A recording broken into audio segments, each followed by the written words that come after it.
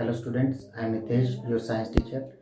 Today I will teach you chapter number 2 of chemistry class 10th, naming acid, base and salts.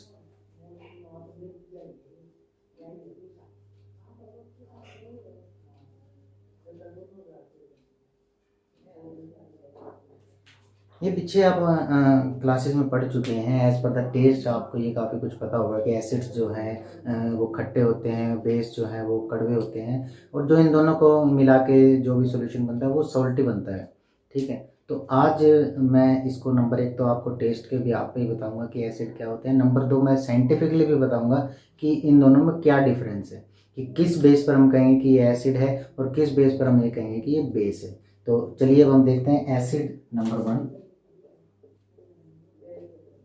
Acid जो होगा ये आप यूँ लगा लीजिए कोई भी सब्सटेंस जब हम वाटर में जब एक्वस सॉल्यूशन में जब उसकी रिएक्शन करवाएंगे, जब वो हाइड्रोजन आयन प्रोड्यूस करेगा तब हम कहेंगे कि वो सब्सटेंस एक एसिड है। ठीक है, वो क्या है? एसिड, जब वो हाइड्रोजन आयन प्रोड्यूस करेगा। और वहीं अगर बेस की बात करूं, बेस जो होगा वो जब हम एक्वस सॉल्यूशन में जब रिएक्शन करवाएंगे सब्सटेंस की, तब वो हाइड्रोक्साइड आयंस प्रोड्यूस करेगा। ठीक है, इस बात का ध्यान रखें, अभी डिटेल में हम करेंगे।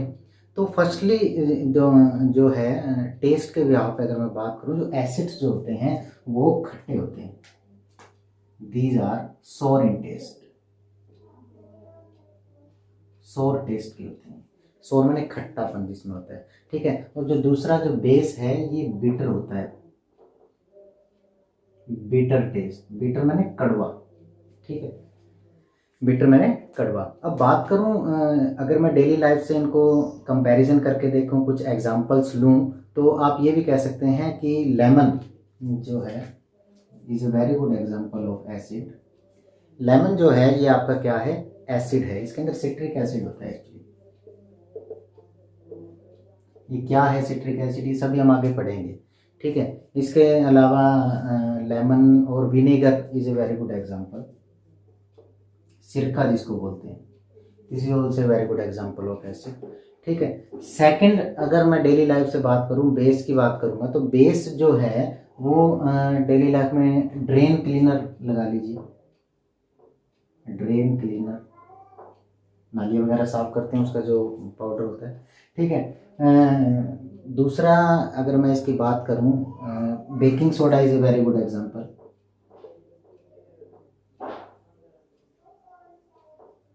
ठीक है, और अगर आप टेस्ट की बात करें तो करेला आपने सुना होगा, डॉन जिसको बोलते हैं। तो डॉन जो है करेला, वो अगर आपने उसका कभी जूस पिया हो तो वो कड़वा होता है। ठीक है, तो उस बिहाफ पे भी आप कह सकते हैं उसके अंदर बेस ज़्यादा है, वो बेसिक है, बेसिक नेचर का है, इसीलिए वो क्या है? कड़वापन है, बिटर टेस्ट है उसका। और ऐसे ही अगर मैं नींबू की बात करूँगा, लेमन की, तो वो खट्टा क्यों है? क्योंकि वो एसिडिक नेचर का है। ठीक है, तो ये है हमारा जनरली डेली लाइफ से के बिहाफ पे जो आप बता सकते हैं कि दिस इज एसिडिक और दिस इज बेसिक, उनके टेस्ट के बिहाफ पे। ठीक है, और अब मैं आपको बताता हूँ कि ये जो है कैसे केमिकली इनको हम डिफर कर सकते हैं। जैसे कि एक तो मैंने पहले भी आपको बता चुका हूँ, इसके आगे अब एग्जांपल्स हम चेक करते हैं।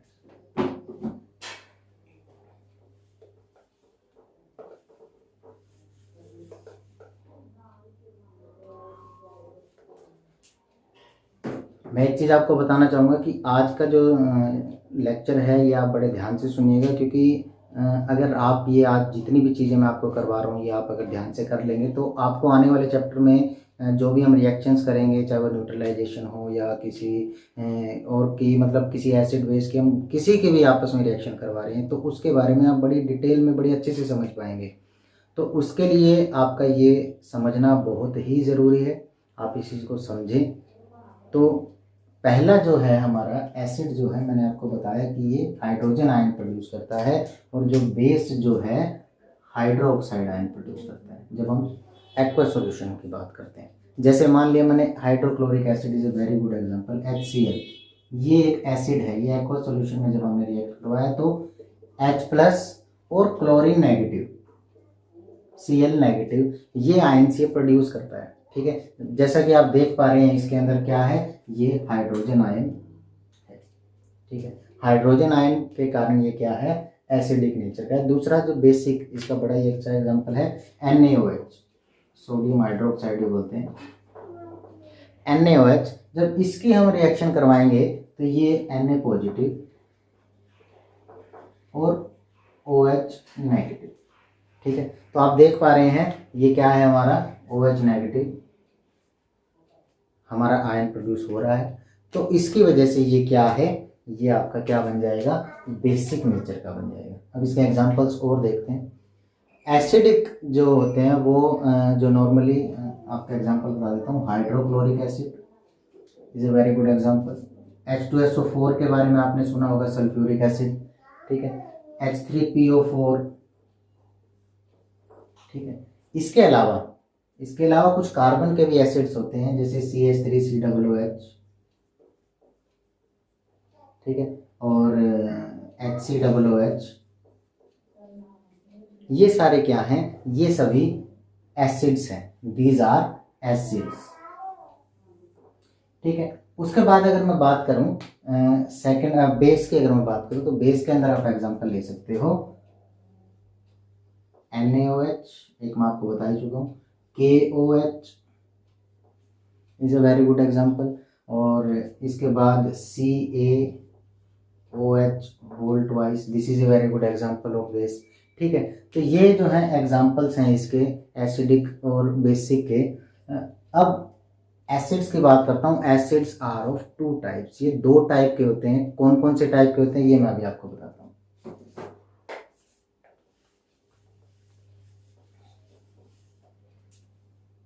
एसिड जो होगा वो दो टाइप का होगा। नंबर एक ऑर्गेनिक एसिड और दूसरा इनऑर्गेनिक एसिड, ठीक है।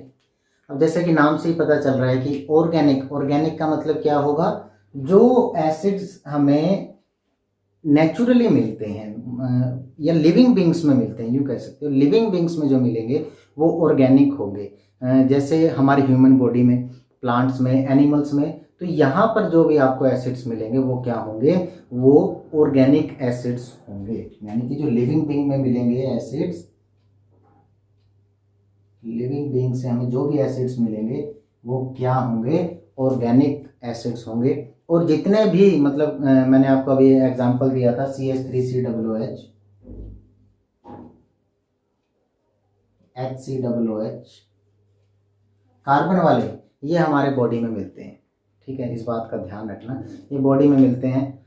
दूसरा इनऑर्गेनिक होते हैं जो हमें लिविंग बींग से ना मिलके मिनरल्स से मिले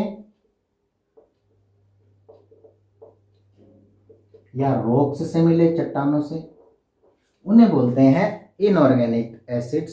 इसका एक और भी नाम बोलते हैं इसको, इनऑर्गेनिक एसिड को is also called mineral acids,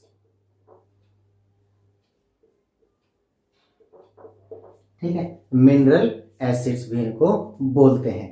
अच्छा, अब दूसरी मैं बात करता हूं इसके एग्जाम्पल्स। इसके जो एग्जाम्पल्स होंगे वो होंगे HCl, दूसरा H2SO4, H3PO4, HNO3 भी हो सकता है। ऐसे ऐसे बहुत सारे एग्जाम्पल आपको मिलेंगे, ठीक है। तो ये हैं आपका एसिड्स, दो टाइप के।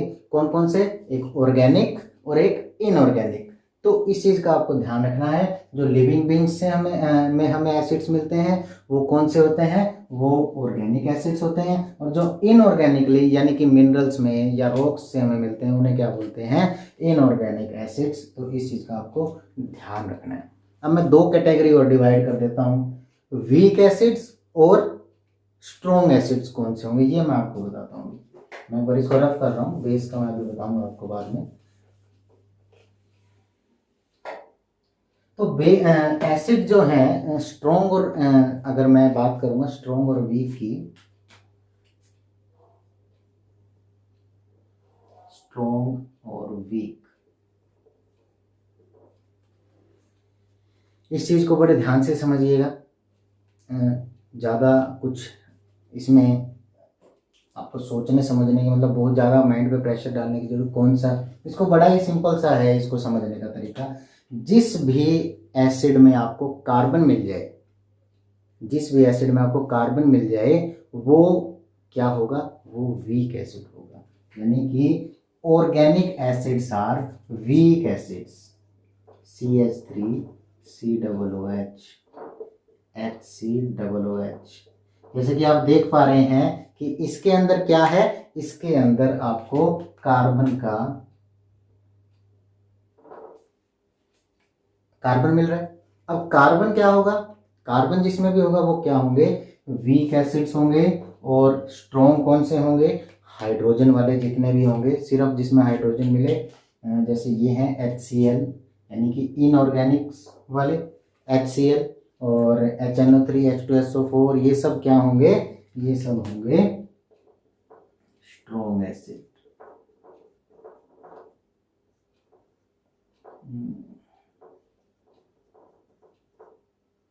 ठीक है। अब थोड़ा सा और मैं बताना चाहूँगा इसमें कि ये तो हो गया कि जो ऑर्गेनिक हैं वो वीक होते हैं और जो इनऑर्गेनिक हैं वो स्ट्रॉन्ग होते हैं। और अगर मैं इतना ही पूछूं आपसे कि सिर्फ और सिर्फ आप ये बताइए मुझे कि इनऑर्गेनिक सब्सटेंसेस में, इनऑर्गेनिक एसिड्स में कौन कौन से जो आप बता पाओगे कौन सा स्ट्रॉन्ग होगा कौन सा वीक होगा, तो उस यहाँ पे मैं आपको बताता हूँ कि जब भी आप एसिड को रिएक्शन करवाओगे एक्वस सॉल्यूशन के साथ, तो जहाँ पर जितने ज़्यादा हाइड्रोजन आयन प्रोड्यूस होंगे उतने ज़्यादा वो स्ट्रॉन्ग बनता जाएगा। जैसे मैं बात करूं, अगर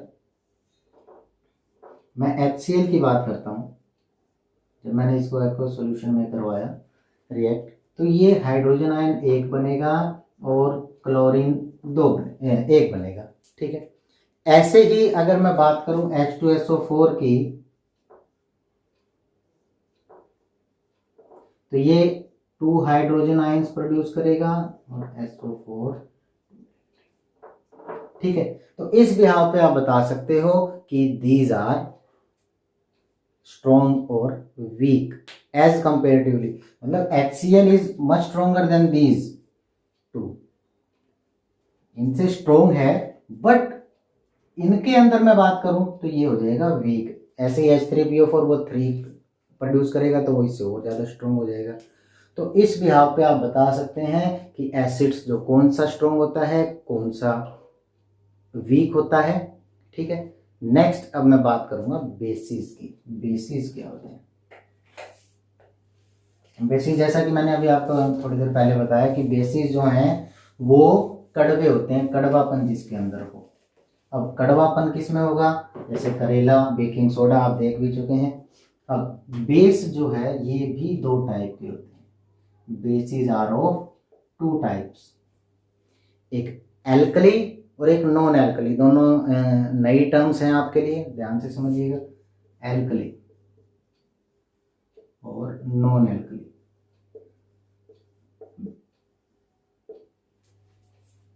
अब एल्कली वो होंगे जो वाटर के अंदर डिसॉल्व हो जाएंगे, यानी कि वो बेस जो वाटर में डिसॉल्व हो जाते हैं वो एल्कलीज होते हैं। ठीक है। और नॉन एल्कली बिल्कुल इसका उल्टा, जो वाटर में does not dissolve in water, जो वाटर में डिसॉल्व नहीं होते, इन्हें बोलते हैं हम नॉन एल्कली। ठीक है।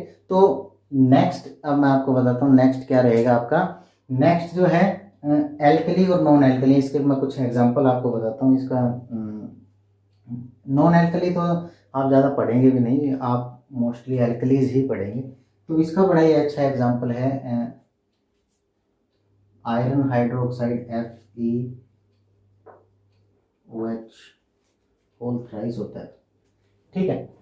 तो इस तरीके से आप पढ़ सकते हैं नॉन एल्कली मतलब जो वाटर में डिसॉल्व नहीं होता है। एक और मैं अच्छा एल्कलीज के अब मैं अगर एग्जांपल की बात करूंगा तो एल्कलीज में आपका KOH के हाइड्रो पोटेशियम OH हाइड्रोक्साइड, तो पोटेशियम हाइड्रोक्साइड NaOH, ठीक है, CaOH होल ट्वाइस। तो इस तरीके के जो एग्जांपल्स हैं ये सब किस में आएंगे, एल्कलीज में आएंगे, यानी कि ये पानी के अंदर डिसॉल्व हो जाएंगे। ठीक है, तो इस बेस पे आपको इवेल्युएट करना है कि कौन से बेसिस कितने टाइप के होते हैं, 2 टाइप के होते हैं, नॉन एल्कली और एल्कली। अब मैंने आपको कोई सब्सटेंस दे दिया और आपको ये बताना है कि whether it is a basic और इट इज एसिडिक, तो वो हम किससे पता करेंगे, नेक्स्ट हमारा यही टॉपिक रहेगा। अब उससे वो हम पता करेंगे इंडिकेटर्स से। अब मैं बात करता हूँ इंडिकेटर्स की।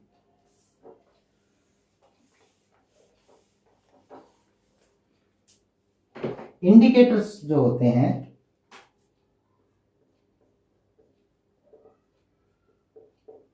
आप सिंपली अगर डेफिनेशन की बात करो तो आप सिंपल ये भी लिख सकते हो, the indicators from which we can categorize whether the substance is acidic और basic behaviour.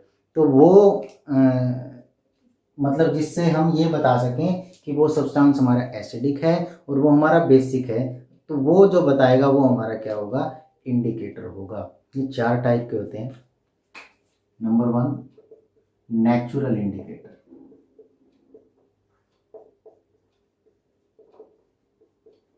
Natural indicator. Number 2, olfactory indicator. ठीक है, नंबर 3 इसका आ जाएगा आपका सिंथेटिक।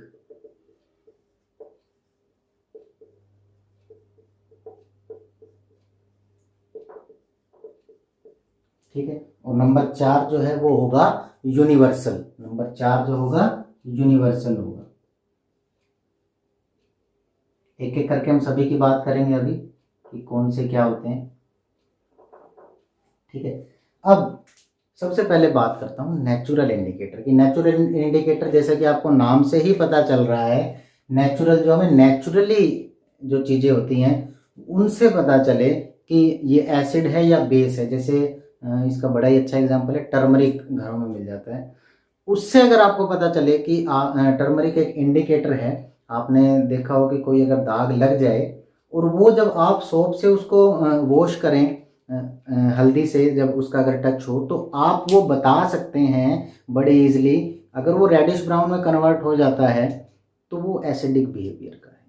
ठीक है, तो हल्दी एक इंडिकेटर का काम करता है। और बड़ा एक अच्छा एग्जांपल है लिटमस।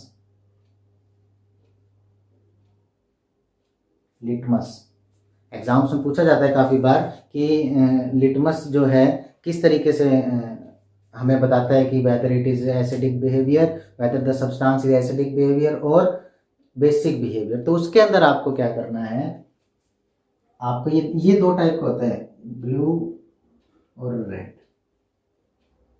ठीक है, अब अगर एसिड जो होगा, वो एसिड जो है ब्लू को रेड में कन्वर्ट कर देगा। ठीक है, और रेड जो है लिटमस पेपर को, बेस का जो होगा वो बेस को ब्लू में, रेड को ब्लू में कन्वर्ट कर देगा। ठीक है, इस बात का ध्यान रखना है, दोनों एक दूसरे के अपोजिट हैं। मान लिया आपके पास ब्लू लिटमस पेपर है, आपने एसिड के साथ वो चेक किया, तो अगर उसने रेड कलर कर दिया तो वो एसिडिक बिहेवियर का होगा, और अगर उसने कलर चेंज नहीं किया तो वो बेसिक बिहेवियर का है। ठीक है, और वहीं आपके पास रेड लिटमस पेपर है, आपने एसिड के साथ रिएक्ट करवाया, कलर चेंज नहीं हुआ तो वो एसिड बिहेवियर का है, और आपने बेस के साथ करवाया तो अगर वो चेंज हो गया तो वो किस चीज़ का है, बेस, ब्लू, बेस बन जाएगा वो। समझ आया? तो ये इस तरीके के जब सिम्टम्स आपको मिलेंगे तो वहाँ पर आप बता सकते हैं लिटमस पेपर जो है उसके बिहाफ पे weather the substance is acidic और बेसिक। ठीक है, इसके 2 और एग्जांपल्स अगर मैं बताना चाहूँ आपको, चाइना रोज, अच्छा उसके बाद एक टर्मरिक मैंने अभी आपको बताया। एक रेड कैबेज होता है, ठीक है। तो ये है नेचुरल इंडिकेटर्स के एग्जांपल्स। इसके थ्रू आप बता सकते हैं कि वेदर द सब्सटेंस, अलग अलग सिम्टम्स होते हैं सभी के। नेक्स्ट जो है ओलोफैक्टरी इंडिकेटर्स।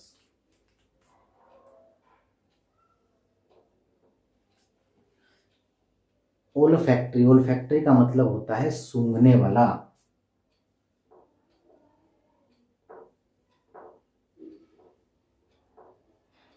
यानी कि अब हम ये पता करेंगे कि कैसे सूंघ कर हम बता सकते हैं वेदर इट इज एसिडिक और बेसिक। दो चीजें होती हैं, जैसे इसका एक पहले एग्जांपल मैं आपको बताता हूँ, अनियन, प्याज।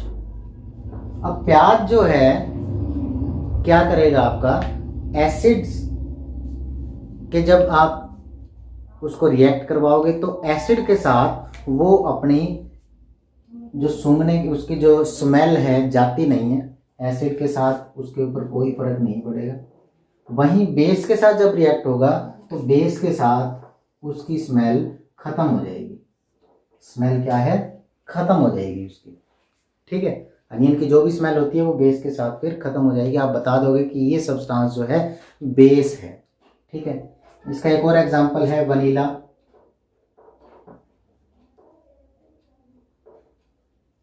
ठीक है, वनीला, इस यहाँ पे भी आप बता सकते हैं कि इसका भी सेम होता है कि एसिड जो है चेंज नहीं करता, बेस जो है उसको खत्म कर देता है, वैनिश कर देता है, ठीक है।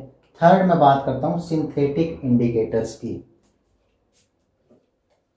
सिंथेटिक, जैसा कि नाम से ही आपको पता चल रहा है कि ये क्या है, सिंथेटिक, लेबोरेटरी में बना हुआ है। किसमें बना हुआ है, लेबोरेटरी में। इसके हम एग्जांपल्स देखते हैं, एक दो अच्छे मतलब इंपॉर्टेंट एग्जांपल्स हैं इसके। सिंथेटिक, इसका एग्जांपल है मिथाइल ऑरेंज।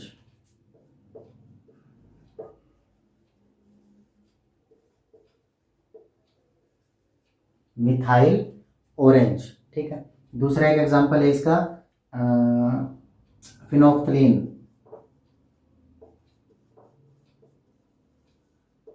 ठीक है। These are the examples of synthetic indicators, ठीक है। ये भी आपको ध्यान रखने हैं। अब नेक्स्ट जो है यूनिवर्सल इंडिकेटर। फर्क क्या है, देखिए आपको मैंने बताया तीन टाइप के इंडिकेटर, एक नेचुरल इंडिकेटर, ओलोफैक्टरी या सिंथेटिक।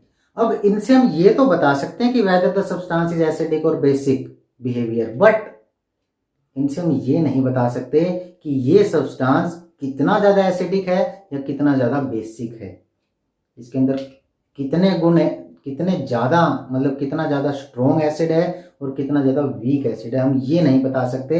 इसीलिए एक और इंडिकेटर बनाया गया, यूनिवर्सल इंडिकेटर। इसके बारे में डिटेल में हम आगे पढ़ेंगे, अभी मैं आपको थोड़ा सा इसका बता देता हूँ कि एक्चुअली इसका एग्जाम्पल क्या है, ठीक है। पूरी डिटेल आगे हम चैप्टर के बाद में हम पढ़ेंगे। तो इसके बाद जो है यूनिवर्सल इंडिकेटर बना, मतलब आप ये कह सकते हैं इन सभी को मिला के जोड़ के मतलब सब कुछ है करके एक पेपर बना, पीएच पेपर।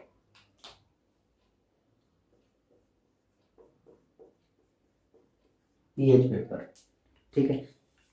ये आपकी लेबोरेटरी में भी मिल जाएगा और मार्केट्स में बड़ी इजीली अवेलेबल हो जाता है। ये जो पीएच पेपर है, पी पोटेंज और एच माने हाइड्रोजन, ठीक है। पोटेंज हाइड्रोजन, पोटेंज एक जर्मन वर्ड है, पोटेंज मतलब पोटेंशियल। तो हाइड्रोजन की पोटेंशियल अब ये बताएगा कि अभी जैसे मैंने आपको बताया कि हाइड्रोजन आयन जितना ज़्यादा होगा उतना ही ज़्यादा वो स्ट्रॉन्ग बनता जाएगा, ठीक है। अब यही बात ये बताएगा, ये पेपर बताएगा कि वो हाइड्रोजन आयन कितने प्रोड्यूस मतलब वो बहुत ज़्यादा स्ट्रॉन्ग होगा, वीक होगा, वो सारे हमें बताएगा, ठीक है। इसकी जो है पीएच पेपर ये 14 कलर्स में डिवाइड होता है, 1 से 14 डिजिट्स होती हैं, जिसमें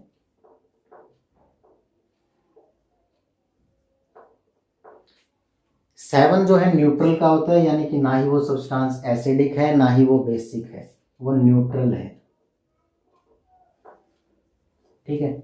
और वहीं 1 to 6 ये जो है एसिड,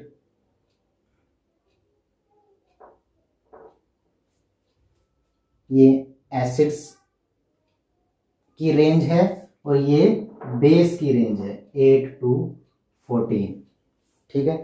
अब बात करूंगा 1 to 6। 1 to 6 का मतलब 7 न्यूट्रल है, उससे कम थोड़ा सा एसिडिक बिहेवियर आएगा 6, उससे ज़्यादा आ जाएगा तो 5 पे आ जाएगा। और इसी तरीके से 1 जो है, अगर मान लिया 1 पे जो कलर होगा, कलर भी मैं आपको ये मैं डिटेल में आगे बताऊंगा। ये विबग्योर नाम से एक वर्ड मिलेगा आपको आगे।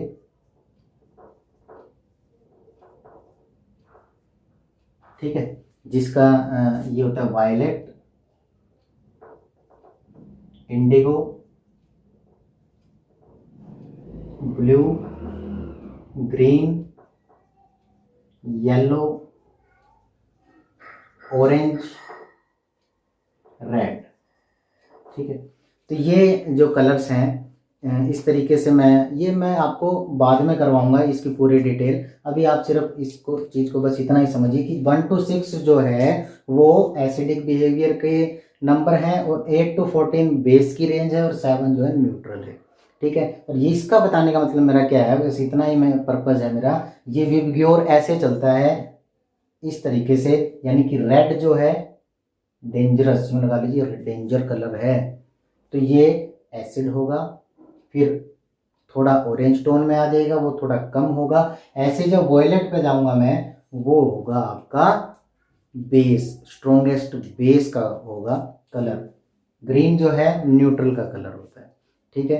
तो इस वीडियो में जितना भी मैंने अभी आपको करवाया है, इसको बड़े ध्यान से आपको समझना है, इसको लर्न करना है, ताकि आने वाली जो वीडियोस हैं उसके अंदर मैं रिएक्शन शुरू करवाऊंगा, न्यूट्रलाइजेशन रिएक्शंस या एसिड्स जो है मेटल्स के साथ रिएक्ट करेंगे तो क्या होगा, ये सारी जो मैं आपको वीडियोस अगली वीडियो में बताऊंगा।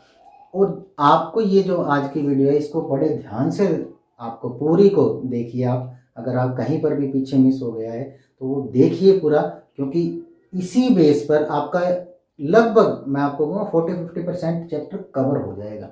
अगर आपको ये आता है तो आप बड़े आसानी से आगे का चैप्टर बहुत आसानी से कर पाएंगे। ठीक है। Thank you.